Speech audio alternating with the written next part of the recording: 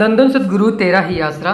इस रूहानी वीडियो को पूरा देख लेना साथ संगत जी। आपको पूज्य गुरु जी को लेकर, तीसरी बाड़ी को लेकर और सच्चे सौदे के इतिहास को लेकर सारी जानकारी मिल जाएगी। आने वाले समय में क्या होने वाला है और सच्चे सौदे को लेकर, तीसरी बॉडी को लेकर क्या क्या वचन शहनशाह शाह मस्ताना जी महाराज ने किए थे। शहनशाह मस्ताना जी महाराज ने अपना चोला बदलने से पहले 2-3 बार जनवरी 1960 में इस तरह के वचन फरमाए, हम 7 साल के बाद तीसरी बॉडी के रूप में फिर यहाँ आएंगे।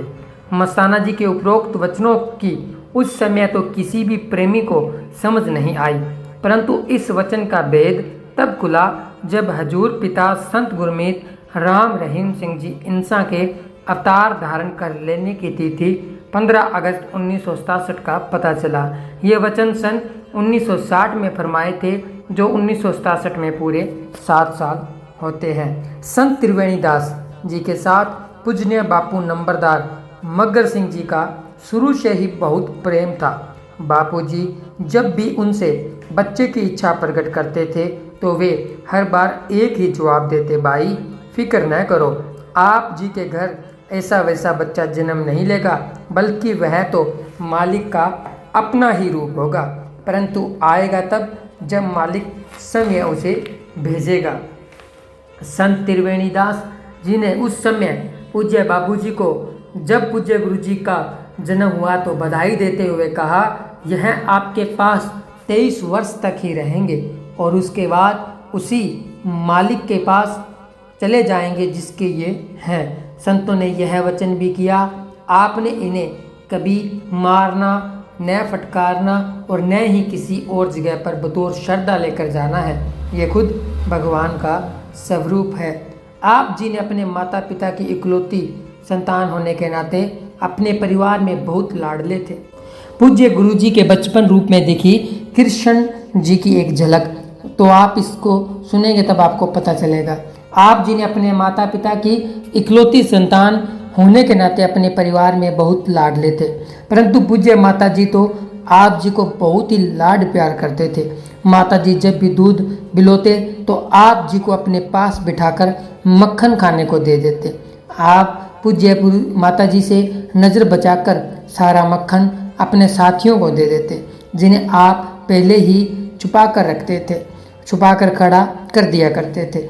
एक दिन पूज्य माता जी ने आपको अपने साथियों को मक्खन देते देख लिया, तो पूज्य माता जी को देखते ही सभी साथी वहाँ से भाग गए, परंतु माता जी ने आप जी को अपने पास बिठाकर बहुत प्यार किया और कहने लगे, बेटा ये तो बहुत अच्छी बात है कि तुम अपने मित्रों से बहुत स्नेह रखते हो, परंतु आप भी तो मक्खन खाया करो। दोबारा फिर कहा, आप भी खाया करो और साथियों को भी खिलाया करो। इस पर आप जी कहने लगे, माता जी हम सारा मक्खन आप ही तो खाते हैं। माता जी कहने लगे, यदि सारा मक्खन तुम आप ही खाते हो तो आज हमारे सामने खा कर दिखाओ। इस पर हजूर ने उस छोटी सी लगभग 3 वर्ष की आयु में जितना मक्खन माता जी ने आप जी को दिया वह सारा ही खा लिया, जो लगभग 2.5-3 पाव था। यह देखकर पूज्य माता जी बहुत हैरान हुए तथा अत्यंत फिक्र करने लगे कि हमने मक्खन खाने को क्यों कह दिया, कहीं ये बीमार न हो जाए। हजूर महाराज जी तो उसी समय बाहर अपने साथियों के पास खेलने के लिए चले गए। पूज्य माता जी ने यह बात किसी को भी नहीं बताई, क्योंकि डर था ऐसी आश्चर्यजनक बात सुनकर कहीं इन्हें किसी की नज़र न लग जाए। एक बार गांव में पानी के लिए डिग्गी बनाने का विचार हुआ। डिग्गी की सेवा आरंभ करने के उद्घाटन के पश्चात पर गांव वालों ने फैसला लिया कि संत त्रिवेणी दास जी से ही पहला टक लगवाकर काम आरंभ किया जाए। इसलिए उन्होंने संतों से प्रार्थना की, वह चलकर पहला टक लगाए तथा डिग्गी की सेवा आरंभ करवाए। इस पर संतों ने कहा, भाई मुहूर्त तो नंबरदार सरदार मग्गर सिंह जी के काके लड़के अर्थात हजूर महाराज जी से करवाएंगे। उस समय आप जी केवल 5वें वर्ष में थे। गांव वालों के यह कहने पर कि नंबरदार साहिब का लड़का तो अभी बहुत छोटी उम्र में है, तो संत त्रिवेणी दास जी ने अपने वचन पर जोर देते हुए हुक्म दिया, उनसे ही लगवाएंगे। तुम्हें अभी उनके बारे में कुछ भी पता नहीं है कि वे कितनी महान हस्ती है। गांव वालों को यह भली भांति पता था कि संत सबके भले की बात करते हैं और जो वो कहते हैं वह पत्थर पर लकीर होती है। इसलिए सभी ने उनका वचन सत्य करके मान लिया। हजूर सच्चे पातशाह जी ने बाल आयु में अपने नन्हे नन्हे पवित्र कर कमलों के द्वारा पहला टक लगाकर डिग्गी की सेवा का काम आरंभ करवा दिया। गांव वालों ने संत त्रिवेणी दास जी ने वचन किया, भाई हमने डिग्गी का मूठ जिस महान हस्ती से करवाया है उस हस्ती का समय आने पर ही पता चलेगा। जब तक भी यह डिग्गी रहेगी इसमें से पानी निकलता रहेगा, इसका पानी कभी खत्म नहीं होगा, क्योंकि हमने इसका मुहूर्त एक उच्च कोटि के भगत अथवा मालिक स्वरूप से करवाया है। उस सच्चे फकीर के वचनों के अनुसार ठीक वैसा ही हुआ। जब कभी आसपास के गांव का पानी खत्म हो जाता था तो वे लोग भी यहीं से पानी ले जाते थे, परंतु डिग्गी का पानी कभी खत्म नहीं हुआ। वह डिग्गी आज भी श्री गुरु सरमोडिया गांव में मौजूद है। एक दिन पूज्य बापूजी के पास कुछ आदमी जमीन ठेके पर लेने के लिए आए। जिस जमीन की वे बात करने आए थे उसके बारे में पूज्य बापूजी के कुछ कहने से पहले ही हजूर पिताजी ने फरमाया, बापूजी यह जमीन तो आगे से हम समय ही बोएंगे, क्योंकि बापूजी को संत त्रिवेणी दास जी के वचनों अनुसार इस बात का पक्का एहसास हो चुका था कि यह कोई महान हस्ती है। उस वर्ष बहुत भारी वर्षा होने से चनों की भरपूर फसल हुई। उस घटना से तो बापूजी को और भी पक्का विश्वास हो गया था कि उनके घर में किसी आम बालक ने नहीं बल्कि परमात्मा को पहुँचे हुए एक महान भगत ने जन्म लिया है। गुरु सरमोडिया गांव के लगभग सभी लोग संत त्रिवेणी दास जी की पूजा किया करते थे तथा पैरों पर हाथ लगाकर आशीर्वाद लेते थे, परंतु वे पूज्य पिताजी से कभी अपने पैरों पर हाथ नहीं लगवाते थे, बल्कि जब कोई पास न होता तो अपने पास अपनी चारपाई पर बिठा लेते थे। इस पर पूज्य माताजी व पूज्य बापूजी बहुत हैरान होकर संतों से पूछते कि असल बात क्या है। तो इस पर संत जी कहते, भाई समय आने पर सबको पता चल जाएगा। एक बार आप अपने माता पिताजी के साथ बस में सवार होकर रामा मंडी जा रहे थे, तो उसी बस में एक साधु सन्यासी भी सफ़र कर रहा था। वह बड़े ध्यान से हजूर महाराज जी की तरफ देखने लगा। उसे इस बात का पूर्ण एहसास हुआ कि ये कोई विशेष ईश्वरीय शक्ति स्वयं ईश्वर है। इसलिए वह अपनी सीट छोड़कर आप जी के पास आकर बैठ गया और बहुत देर तक आप जी से बातें करता रहा। फिर उसने आप जी को एक ग्रंथ देते हुए कहा कि मैंने यह ग्रंथ बहुत वर्षों से केवल आप जी के लिए ही संभाल कर रखा हुआ था। उसके बाद वह साधु पूज्य पिताजी के पवित्र चरण कमलों में सिर झुकाकर चला गया।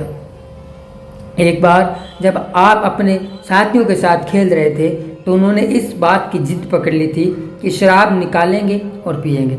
आप जी ने अपने दयालु स्वभाव के कारण उन्हें बहुत समझाया कि शराब बहुत बुरी चीज़ है, हमें नहीं पीनी चाहिए, परंतु उन्होंने तो पूरी जिद पकड़ ली कि वे तो जरूर पिएंगे। इस पर हजूर महाराज जी बारीक पीसी काली व लाल मिर्च तथा एक बोतल में गर्म पानी ले आए। आधी बोतल गर्म पानी में थोड़ा सा लाल रंग तथा सारी मिर्च डाल दी और खूब हिलाकर सारा सामान पानी में घोल दिया।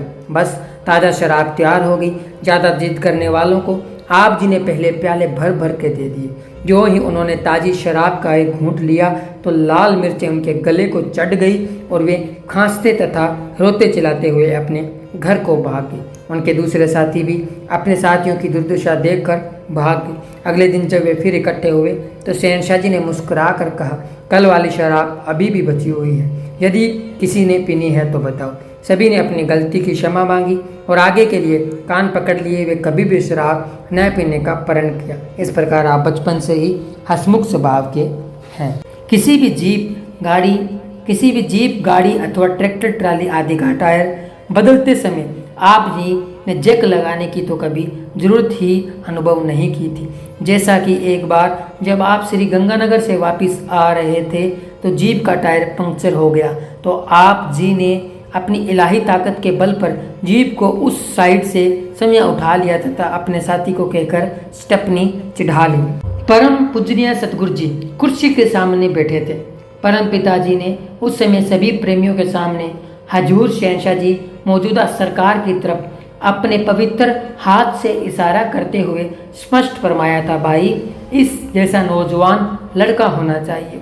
कुल मालिक जी अपने भावी वारिश गद्दी नशीन के गुणों का बयान कर रहे थे।